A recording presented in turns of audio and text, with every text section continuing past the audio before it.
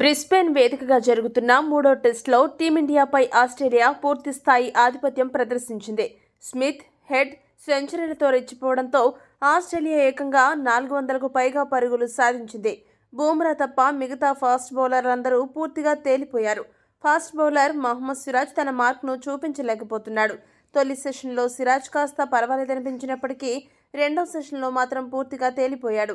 Aussies బ్యాటర్లు Travis head, స్మిత్లు సిరాజ్ను ఓ ఆట ఆడేసుకున్నారు. ఈ నేపథ్యంలో సిరాజ్పై గవాస్కర్ కీలక వ్యాఖ్యలు చేశాడు. గవాస్కర్ ఏమన్నాడంటే, మహమ్మద్ సిరాజ్ బౌలింగ్ ఆశించినంత గొప్పగా లేదు. దీనికి తోడు అతడి ఆలోచన సరళి కూడా అస్సలు బాగలేదు. థర్డ్ మ్యాన్లో ఫీల్డర్ని దగ్గరుండి వద్దని చెప్పాడు. ఆ తర్వాత షార్ట్ డెలివరీని వేశాడు. థర్డ్ మ్యాన్లో ఫీల్డర్ లేనప్పుడు ఎవరైనా షార్ట్ డెలివరీ వేస్తారా? సిరాజ్ సరైన ప్రణాళికతో బౌలింగ్ చేయలేదు. ఈ మధ్య కాలంలో సిరాజ్ గతంలోలాగా వికెట్లు తీయలేకపోతున్నాడు. పరుగులు కూడా భారీగా ఇచ్చేస్తున్నాడు. బూమ్రాకు సరైన తోడ్పాటుగా సిరాజ్ ఏమాత్రం పనికి రావడం లేదు. రెండవ టెస్టులో సిరాజ్ వికెట్లు తీసినా అవి టాప్ బ్యాటర్లవి కాదు, టైలెండర్లవి అని గుర్తుపెట్టుకోవాలి. సిరాజ్ ఇలానే వికెట్లు తీయలేకపోతే జట్టులో చోటు కోల్పోవడం ఖాయమని గవాస్కర్ హెచ్చరించాడు. బూమ్రా ఒక్కడే జట్టు కోసం ఆడుతున్నట్టు కనబడుతుంది. మిగతా వారంతా ఏం చేస్తున్నారు?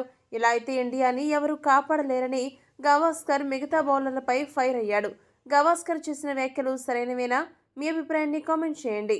మరిన్ని స్పోర్ట్స్ అప్డేట్స్ కోసం మా ఛానల్ను సబ్స్క్రైబ్ చేసుకోండి.